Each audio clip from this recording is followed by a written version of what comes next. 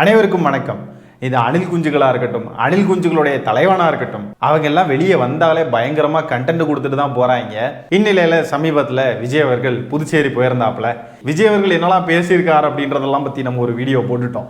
அடுத்த காணொலி பார்த்தீங்கன்னா அணில் குஞ்சுகளை பற்றி போட்டிருக்கோம். அணில் குஞ்சுகளை வச்சு பேசுகிறதே பார்த்தீங்கன்னா பல காணொலிகள் போடலாம் போல. இந்த காணொலியும் நம்ம புதுச்சேரியில் அணில் குஞ்சுகள் என்னெல்லாம் பண்ணாங்க அப்படின்றது தான் பார்க்க போகிறோம். போன காணொலியும் அதை பற்றி தான் நம்ம பார்த்துருந்தோம். அந்த காணொலி பார்க்காதவங்க நம்ம சேனலில் இருக்கும், போய் பாருங்கள். அப்படி இல்லைன்னா ஐகார்டில் லிங்க் கொடுக்குறேன், கிளிக் பண்ணி பாருங்கள். இந்த காணொலியில் நம்ம அணில் குஞ்சுகளை போட்டு வறுப்போமா? அணில் குஞ்சு வறுவல் சாப்பிட ரெடியாக இருக்க ஃப்ரெண்ட்ஸ், வாங்க ஒவ்வொருத்தராக பார்ப்போம். கண்டிப்பா அவரை பார்த்த பிறகு எங்களுக்குள்ள இருக்கிற மகிழ்ச்சி எங்களுக்கே தெரியாது. அந்த அளவுக்கு நாங்க ரொம்ப அதாவது பல போராட்டங்களுக்கு மீறி வந்திருக்கோம் சார். வேலை போனாலும் பரவாயில்ல, குடும்பம் போனாலும் பரவாயில்ல, எது போனாலும் பரவாயில்லன்ற மாதிரி நாங்க தலைவனை பார்க்க வந்திருக்கோம். யார் எது சொன்னாலும் என்ன இதுக்கெல்லாம் ஓடுறியே அப்படிங்க பார்த்தே ஆகணும். நான் இது பல நாள் கனவு சார். ஸ்கூல் படிக்க பார்த்ததுல இருந்து வெறியா இருக்கும் அவர் மேல. பார்த்தே ஆகணும், தூரத்துல இருந்தாவது அவர் பார்க்கணுன்ற ஒரு எண்ணத்துல வந்திருக்கும். வெறி சொன்னாங்க பாத்தீங்களா, பல நாள் வெறி வெறி. இவங்கெல்லாம் வெறி பிடிச்சி போயிருக்காங்கன்னு அவங்களே ஒத்துக்கிறாங்க பாருங்க. குடும்பம் போனாலும் பரவாயில்ல, வேலை போனாலும் பரவாயில்ல, பாத்தீங்களா? குடும்பம் போனாலும் பரவாயில்ல. அப்படி என்ன, குடும்பத்தை விட விஜய் தான் முக்கியம் இல்லை? நேற்றைக்கு நம்ம ஒரு காணொலி போட்டிருப்போம். அதில் ஒரு அம்மா பேசியிருந்தாங்க, இவங்க பேசுகிற மாதிரியே தான் பேசியிருந்தாங்க. அவங்களும் என்னென்னா, வேலை போனால் போட்டு இன்னொரு வேலை இருக்குது, இங்கே சாகிறது எனக்கு பெருமை, நான் நார்மலாக செத்தா என்ன யாருக்குமே தெரியாது, இங்கே செத்தேன்னா எல்லாருக்குமே தெரியும்ல அப்படின்ட்டுலாம் பேசிக்கிட்டு இருந்தாங்க. பார்த்தீங்களா எந்த அளவுக்கு இருக்காங்க பாருங்க. நம்ம தளபதியை பார்க்க சாகிறது ஏதோ ஒரு பெரிய பெருமை, அது ஏதோ பெரிய தியாகம் அப்படின்ற அளவுக்கு நினச்சிக்கிட்டு இருக்காங்க. இப்போ இந்த அம்மா பேசுறத பாருங்க, வெறியாம். சின்ன வயசுல இருந்தே வெறி வளர்த்துக்கிட்டு இருந்திருக்காங்களாம். பல போராட்டங்களை மீறி வந்திருக்காங்களாம். பல போராட்டங்கள். இங்க இந்திய எதிர்ப்பு போராட்டம், மொழிப்போர் நடந்துகிட்டு இருக்கு. அப்படியே பயங்கரமா போராடி அப்படியே நட்ட கலட்டி தள்ளி இருக்காங்க பாருங்க. யோயோ என்ன கையை கட்டிட்டு இருக்கிறேன்னு பார்த்தீங்களா? அணில் குஞ்சுகள் இல்லையா, கையை கட்டி அப்படிதான் நிற்கணும். அம்மா தெய்வ தாயே, எப்படியெல்லாம் பேசுறீங்க?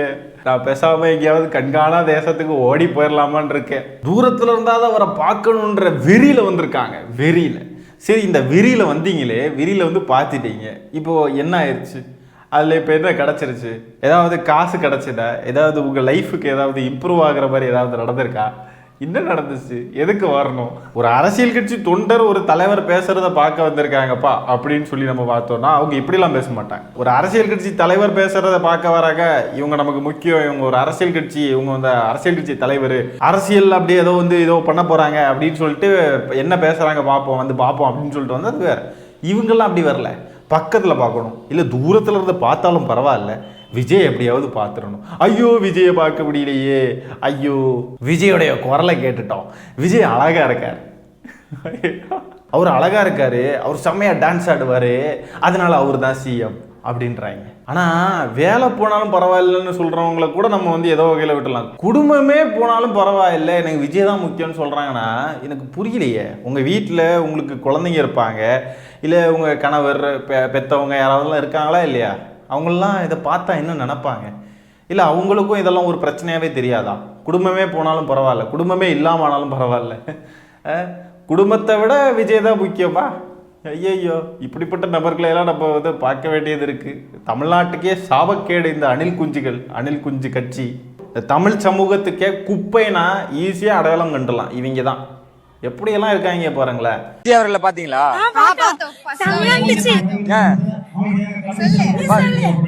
ஃபர்ஸ்ட் டைம் பாக்குறீங்களா? எப்படி இருந்தாரு? அழகா இருந்தாரு. அப்படியா? ஓகே. அவர் பேசுன அது வரப்ப எப்படி இருந்துச்சு? அவரோட என்ட்ரி ரொம்ப எக்ஸைட்டா இருந்துச்சு. சுடுகாட்ல இருந்து ஏந்து வந்துச்சு. அப்படியா? சுடுகாட்டுல இருந்து எழுப்பி வந்த மாதிரி இருந்துச்சா? எப்படி, என்ன சொல்றீங்க? ஓமையா ஏதாவது பேசுறீங்களா? அப்படியே பார்த்தாலும் சுடுகாட்டுல இருந்து எந்திரிச்சு வந்த மாதிரி இருந்துச்சுன்னா அதுக்கு என்ன அர்த்தம்? விஜய பாத்தீங்க, எப்படி இருந்துச்சு என்ன எதுன்னு கேட்குறாங்க. சுடுகாட்டுல இருந்து எழுப்பி வந்த மாதிரி இருந்துச்சு அப்படின்னு என்ன பேசுறீங்க? இந்த வடிவேல் காமெடி தானே ஞாபகத்துருது. சே, என்ன மனுஷையா அப்படின்ற மாதிரி தான் எனக்கு இருக்கு. என்னங்க பேசுறீங்க? ஏர்வாடி, கீழ்ப்பாக்கம் எல்லாம் அங்கே தான் இருக்கு. எனக்கு தெரிஞ்சு ஹாஸ்பிட்டல் எல்லாம் செக் பண்ணணும், இந்த மனநல மருத்துவமனையில எல்லாம் யாராவதுலாம் தப்பிச்சு போயிருக்காங்களா வெளியில் அப்படின்ட்டு. என்னங்கய்யா பேசுகிறீங்க, எனக்கு ஒன்றுமே புரியலைங்க அப்படின்ற இல்லை, தெரியாமல் தான் கேட்குறேன். இவங்க சொல்கிறது வந்து ஏதாவது அதுக்கு ஏதாவது மீனிங் இருக்கா? உவமையாக சொல்கிறாங்கனாலும் சுடுகாட்டிலேருந்து வந்த மாதிரி இருந்துச்சு அப்படின்னு சொல்கிறாங்க இல்லையா, அதுக்கு ஏதாவது அர்த்தம் இருக்கா? எனக்கு தெரியலையா, இல்லை உண்மையாலுமே இவங்க லூஸ் மாதிரி பேசுகிறாங்களா, இல்லை நம்ம லூஸ் ஆகிட்டோமா தெரிலங்க. ரொம்ப கஷ்டங்க. இவங்கெல்லாம் ரொம்ப புத்தி போயிருக்காங்க. அதெல்லாம் இருக்கட்டும், அவங்க பேசுகிறப்போ ஏன் அடிக்கடி ஜம்ப் பண்ணுறாங்க எனக்கு தெரில. சுடுகாட்டிலேருந்து எழும்புற ஃபீலிங்கா? சுடுகாட்டிலேருந்து வந்திருக்காங்கன்னா இவங்கெல்லாம் தற்குறிகள் கிடையாது, காட்டேரிகள். சுடுகாட்டில்னா ஒருவேளை 41 பேரை கொண்டு புதைச்சிருக்காங்க இல்லையா, அதை மீன் பண்ணுறாங்களா எதுவும்? எப்போ பாரு யாரையாவது கொல்லணும், சுடுகாடு, கலவரம், ரத்தம், அப்யூஸு, வம்பிழுக்கிறது, வெறின்னு பேசுறது, இப்படி தான் இருக்காங்க பாருங்களேன். இவங்கெல்லாம் பேசக்கூடிய லாங்குவேஜ், யூஸ் பண்ணக்கூடிய வார்த்தைகள் இதெல்லாம் பாருங்களேன், ஒரு மாதிரி விசித்திரமாக இருக்குது. துப்பாக்கி தூக்கிட்டு வரான் ஒருத்தன், எப்படி இருக்கானுங்க பாருங்க. கூட்ட நெரிசலை உண்டாக்கி அத்தனை பேரையும் சாகடிக்கிறானுங்க, நசுக்கி குழந்தைங்களையும் பார்க்காம என்னெல்லாம் பண்ணுறானுங்க பாருங்க. இவனுங்கெல்லாம் வந்து தற்குறிகள் கிடையாது, தற்குறிகளும் தான், ஆச்சரியக்குறிகளும் தான், அட் த சேம் டைம் காட்டேரிகள், ரத்த காட்டேரிகளும் தான். இந்த டவுல் விற்கலான்ட்டு வந்தேன், தளபதியோட டவுலு. இப்போ நாங்கள் எங்கே போனாலும் இந்த டவுலை நம்ம மூலியமாக போய் விற்கிறது எல்லா இடத்துலையும் உண்டு. அவருக்காக நம்ம இந்த டவுல் விற்கும் போது நம்மளுக்கு எந்த ஒரு கஷ்டமும் இல்லை, அவரை நம்பி வந்ததுக்கு நம்மளுக்கு எந்த ஒரு நஷ்டமும் இல்லை, எல்லாமே அவர் மூலியமா நம்மளுக்கு கிடைக்குது. இன்னும் அவர் அரசியல் வந்து சிஎம் ஆயிட்டா இன்னும் ஏழைப்பட்ட மக்களுக்கு எல்லாருக்கும் நல்லது நடக்கும். அதனால அண்ணன் மேல எல்லாருக்கும் நம்பிக்கை இருக்கு. இங்க இல்ல, அவர் எங்க மாநாடு வச்சாலும் நாங்க போயிடுவோம். எந்த இடமா இருந்தாலும் யோசிக்காம செலவு பண்ணிட்டு நாங்க போய் பார்ப்போம். நஷ்டமானாலும் நாங்க கவலைப்பட மாட்டோம். நஷ்டப்படுற அளவுக்கும் தளபதி நம்பி கெட்டவங்க யாரும் கிடையாது. துண்டு விற்பனை அமோகமா நடைபெற வாழ்த்துக்கள் ப்ரோ. இந்த அணில் குஞ்சுகள் எதை கொடுத்தாலும் வாங்குவானுங்க, விஜய்னு எழுதி கொடுத்தாலே அதை வாங்கிடுவானுங்க. நீங்க என்ன ப்ரோ துண்டு அது இதில் கஷ்டப்பட்டு உழைச்சி ஏம்பரோ பண்றீங்க? விஜய் இல்லைனா வந்து விஜய்னு சொல்லுங்க, அது வந்து அது விஜய்னு சொல்றதுக்கே வந்து அதுக்கு ஏதாவது காசு பே பண்ணணும்னா ஜிபே கியூஆர் கோடை காட்டுங்க, அதுக்கு பே பண்றோம் அப்படின்ட்டு நிப்பானுங்க. விஜய்னு சொல்லி சம்பாதிச்சிடலாம் எவ்வளவுக்கு பத்தியில. இவருக்கு துண்டு பிசினஸ் சக்சஸ்ஃபுல்லா நடக்குதா மக்களே? அதனால அவர் முதலமைச்சராக வந்து இருந்தாருன்னா மக்களுக்கெல்லாம் நல்லது நடக்குமா? என்ன ப்ரோ லாஜிக் இது? என்ன ப்ரோ பேசுறீங்க? உங்களுக்கு துண்டு பிசினஸ் நல்லா போறதுக்கும் தமிழ்நாடு நல்லா இருக்கிறதுக்கும் என்னங்க சம்பந்தம்? இல்லைங்க, புரியலைங்க. ஏன் தான் இந்த தாவேக்கு ஆதரவாளர்கள் இந்த அணில் குஞ்சுகள்லாம் இப்படி இருக்காங்கன்னே புரிய மாட்டேங்குது ஃப்ரெண்ட்ஸ். இவரு துண்டு வித்து நல்லா காசு பார்ப்பாரு, இந்த அணில் குஞ்சுகள்லாம் நல்லா படபடன்னு வாங்குவானுங்க எல்லாத்தையுமே. அந்த துண்டு இல்லாமல் அவனுக்கு போக மாட்டானுங்க. அந்த துண்டை வாங்கி போடுறதுல அவனுங்களுக்கு ஒரு பெருமை இருக்கு. அது போக போட்டோ எடுத்து ரீல்ஸ்லாம் போடணும் இல்லையா, அதனால அந்த துண்டு கண்டிப்பாக வேணும்னு வாங்குவானுங்க. அதனால இவருக்கு பிஸ்னஸ் நல்லா நடக்குது. அதுக்காக தமிழ்நாடு பலியாகணுமா? சரி, இந்த மாநாடு நடக்கிற இடங்கள், பொதுக்கூட்டம் நடக்கிற இடத்துக்குலாம் போனீங்க, துண்டு வித்திருக்கீங்களே, கரூருக்கு போனீங்களா? கரூருக்கு போயிட்டு பேசணும்ல. கரூருக்கு போயிருந்தீங்கன்னா தெரிஞ்சிருக்கு ப்ரோ. துண்டை காணும் துணியை காணும் ஓடி இருப்பீங்க கரூர்ல இருந்து. நீங்க யாருக்கு ஓட்டு போடுவீங்க? நம்ம தளபதி தான். உங்களுக்கு இன்னும் ஓட்டு வயசே வரலையா? அது அப்படிதான், நம்மளோட இதுல தளபதி தான். அது அப்படிதான். யாருக்கு ஓட்டு போடுங்க? விஜய்க்கு தான். ஓட்டு போடுற வயசே வரலையா? அது அப்படிதான். சும்மா கொடுத்து பாருங்க, தமிழ்நாட்டை கொடுத்து பாருங்க. நாங்க ஓட்டு போட முடியாது, அது அப்படிதான். அவன் பைத்தியக்காரன். என்ன படிச்சிட்டு இருக்கீங்க? நம்ம 10th சூப்பர்ரா. எங்க வீட்டில எல்லாம் 10th படிக்கிறப்ப இந்த மாதிரிலாம் நான் போயிருந்தேன் எங்கேயாவதுன்னு சொன்னா அவ்வளோதான், குழி தோண்டி புதைச்சிருப்பாங்க. ஸ்கூல் விட்டா வீடு, மிஞ்சி போனா ஒரு டியூஷன், அவ்வளோதான். வெளியில எங்கேயாவதுலாம் இந்த மாதிரிலாம் எங்கேயாவதுலாம் போயிட்டு ஒரு தேட்டருக்கு போனா கூட அடி பிரித்துருவாங்க. ஆனா எப்படியெல்லாம் இருக்கானுங்க பாருங்களேன். 10th தான் படிச்சிட்டு இருக்கீங்க, உங்களுக்கு அரசியல் கருத்து எப்படி பதிவு பண்ண நினைக்கிறீங்க? நம்மளுக்கு எல்லாமே தெரியும். நமக்கு எல்லாம் தெரியும். படிக்கிற பாட புத்தகத்துல இருந்து ஒரு 10 மார்க்குக்கு எக்ஸாம் வச்சா தெரியும், எல்லாம் தெரியும். திருன்னு முழிச்சுக்கிட்டு இருப்பான். இவருக்கு எல்லாம் தெரியுமா? இங்க தமிழ்நாட்டு அரசியல் நடக்குது அப்படி எல்லாம் தெரியும் அவருக்கு. போய் படிக்கிறா ஸ்கூலுக்கு போய் உலக கோமாளிகளா வந்துட்டானுங்க ஒரு துண்டை தூக்கி போட்டுக்கிட்டு. வீட்டுக்கெல்லாம் தெரியுமா நம்ம தெரியாது, தெரிஞ்சதான் அனுப்பி விடுறாங்க போல. இப்படி ஓப்பனா வந்து மீடியால எல்லாம் பேசுறானுங்க. வீட்டுக்கெல்லாம் தெரிஞ்ச வீட்டு சப்போர்ட்டோட தான் வந்திருப்பானுங்க போல இருக்கு. வாடா நம்ம போவோம், விஜய் வந்திருக்காருடா, நம்ம போயிட்டு வருவட்டா, விஜய் பாப்பட்டா, அங்கே போய் ஏதாவது பேசுறா, நம்ம அப்படியே வந்து ஃபேமஸ் ஆகணும், எல்லாருமே நம்மளை பற்றி பேசணும், வாடா போவோம் அப்படின்னு சொல்லி தான் வீட்டில் உள்ளவங்களும் கூப்பிட்டு வந்திருப்பாங்க போல. வீட்டில் உள்ளவங்க இந்த பையனை விட பயங்கரமான அறியாமையில் இருக்கக்கூடிய பயங்கரமான தற்குறிகள் போல இருக்கு. ஸ்கூல் ஏன் போல நீங்க? ஸ்கூலா தளபதி பார்க்க வந்துட்டேன். தளபதி பார்க்க. சரி. எத்தனை வயசு ஆகுது உங்களுக்கு? 10th 15. நேத்து தான் பிறந்த நாள். 15 வயசுல யாருக்கு ஓட்டு போட முடியும்? தளபதி தானே. தளபதி. சீமான் ஒரு பைத்தியம். என்ன இது எப்படி எல்லாம் இருக்கானுங்க பாருங்களேன். இந்த மாதிரிப்பட்ட தொடர்படையை வச்சுக்கிட்டு தான் விஜய் அவர்கள் சிஎம் கனவு கட்டுக்கிட்டு இருக்காரு. All the worst bro, all the worst, all the best சொல்லக்கூடாது. நாசமா போய் தொலை. அப்பதான் சாதி ஆணவ படுகொலைக்கு விஜய் அவர்கள் பேசலன்னு ஒரு விமர்சனம் இருக்குல்ல, கவினோட ஆணவ படுகொலைக்கு. அவர் பேசுறது வெளியே தெரிய மாட்டேது. அவர் பேசணும் மட்டும் இல்ல, ஆட்சிக்கு வந்து அவர் அதை பண்ணுவார். இல்ல, கவின் அவர்கள் படுகொலை செய்யப்பட்ட போது எங்கேயுமே விஜய் அவர்கள் பேசல. அவர் பேசுறதோட செயல்ல காட்டணும். நாங்க பேசுறதோட செயல்ல தான் நாங்க காட்டணும்னு நினைக்கிறோம். பேசாது எப்படி நினைக்கிறீங்க? எல்லாத்துக்குமே பேசின்னு இருக்க முடியாது இல்லங்க. நாங்க செயல்ல காட்டுறோம் நாங்க சொல்றோம். எல்லாத்துக்கும் நாங்க பேசணும் அவசியம் இல்ல. விஜய் அவர்களை பார்த்து ஒன்னு சொல்லணும்னா என்ன சொல்றீங்க? Vijay I love you, Vijay I love யூன்னு சொல்றதுதான் இவங்க செயல்ல பயங்கரமா காட்டுறது. நல்லா செயல்ல பயங்கரமா காட்டுனீங்க போங்க. வாயை திறந்து ஒவ்வொரு இஷ்யூவுக்கும் பேசுறதே ஒரு செயல் தான். அதுதான் அரசியலே. அரசியல் அப்படி பேசிக்கிட்டு தான் இருக்கணும். மக்கள் கிட்ட விழிப்புணர்வை ஏற்படுத்தணும். ஆணவ படுகொலை நடக்குதுன்னா இந்த ஆணவ படுகொலையை நான் கண்டிக்கிறேன்னு சொன்னாதான் இந்த தாவேகா கட்சியிலேயே அவனா இந்த ஆதரவு தெரிவிக்கிறேன்ற பேர்ல இருப்பான் தெரியுமா, ஜாதி வெறி பிடிச்சவன். அவனுங்களுக்கு வந்து ஒரு சொரணை வரும். அவனுங்களுக்கு வந்து என்னடா இவங்க இப்படி பேசுறாங்க, இது இப்படி இருக்கே என்ன இது அப்படின்ட்டுலாம் கொஞ்சம் மாற்றம் வர வாய்ப்பு இருக்கு.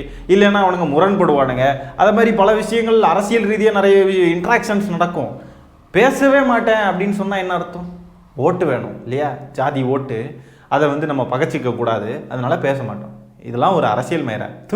நீங்கள் தான் அப்படியே இங்கே எல்லாத்தையும் புரட்டி போட்டு அப்படியே தலைகீழாக போட்டு மடித்து மல்லாக்கா போட்டு நிமித்த போகிறீங்க.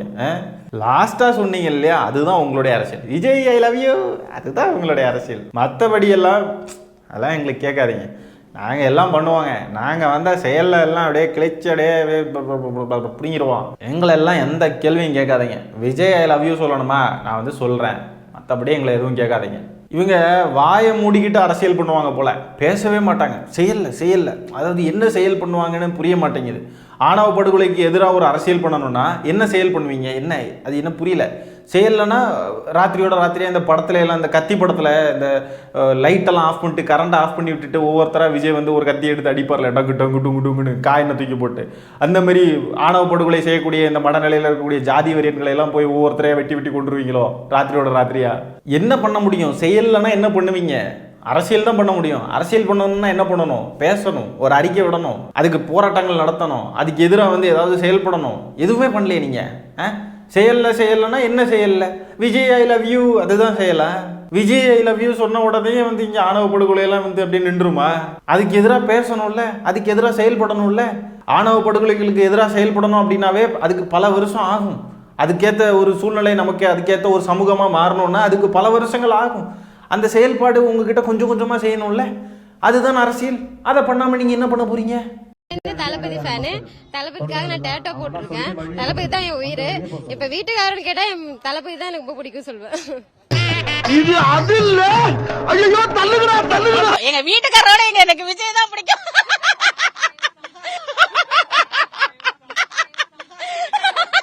எல்லாரும் ஒரே மாதிரியா இருக்காங்க. எங்க வீட்டுக்காரரை விட எனக்கு விஜய் தான் ரொம்ப பிடிக்கும். குடும்பத்தை விட விஜயை பார்க்கறது தான் முக்கியம். வீட்டுக்காரரை விட விஜய் தான் முக்கியம். என்னதான் பண்றீங்க நீங்க எல்லாம்? ஒன்றும் புரியலையே. அவர் ஒரு நடிகர், அவ்வளோதானே. அதை தாண்டி என்ன பண்ணிட்டாரு? இல்லை உங்க அண்ணனா மாமனா மச்சானா யாரு விஜய்? எதுக்கு? என்ன புரியல. யாருக்கு தெரியும்? இந்த பேட்டியெல்லாம் கொடுக்குறப்போ இதை விட இன்னும் பயங்கரமாக ஏதாவதுலாம் பேசியிருப்பாங்க. மானம் மரியாதை கருதி இதெல்லாம் வந்து கட் பண்ணி தூக்கி போட்டிருப்பாங்க இந்த சேனல்காரங்க. அதனால இன்னும் நிறைய விஷயங்கள் வெளியே வராமல் இருக்கும். யாருக்கு தெரியும்? இவ்வளோ பேசுகிறவங்க இதை விட இன்னும் பயங்கரமாக பேசியிருக்க மாட்டாங்கன்னு என்ன இருக்குது? விஜய் ரசிகையா ஒருத்தி இருக்கான்னு சொன்னால் அவளை கல்யாணம் பண்ணுறதும் பெருங்கஷ்டம் தான். விஜய் ரசிகனா ஒருத்தர் இருக்கானோ அவனை கல்யாணம் பண்ணி வாழ்றதும் பெருங்கஷ்டம் தான். ஆனால் அவங்களுக்குள்ள என்ன தெரியுமா பேசிப்பாங்க? நம்ம 2 பேர் கல்யாணம் பண்ணுறோம் பயங்கரமாக இருக்கும்ல அப்படின்னு பேசிப்பாங்க. மேபி அவங்களுக்குள்ள எல்லாம் செட் ஆகும். ரெண்டும் தற்கொலையாக தான் இருக்கும், ரெண்டுமே பைத்தியமாக தான் இருக்கும். 2 பேருக்குமே அவங்க ஒவ்வொருத்தரை விட விஜய் தான் ரொம்ப பிடிக்கும் அப்படின்னு சொல்லியிருப்பாங்க. அதனால அவங்களுக்குள்ள மேபி செட் ஆகும். ஆனால் பொதுவாக இருக்கக்கூடிய மக்களுக்கு இந்த பைத்தியங்கள் கூடலாம் சேரவே முடியாது. அது ஆணோ பெண்ணோ 2 பக்கமும் நம்ம வந்து ஐயோ விஜய் வேண்டா என்னை விட்டு நான் போயிடுறேன் அப்படின்னு போறது தான் நல்லது.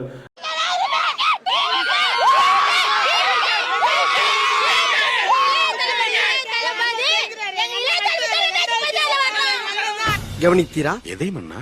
இவன் பாடிய துதியை கவனித்தீரா? இல்லை மன்னா. நீர் எதைத்தான் சரியாக கவனித்தீர்? எங்கே துதியை இன்னும் ஒருமுறை பாடு. என்னவென்று சொல்வதம்மா வஞ்சியவள் பேரழகை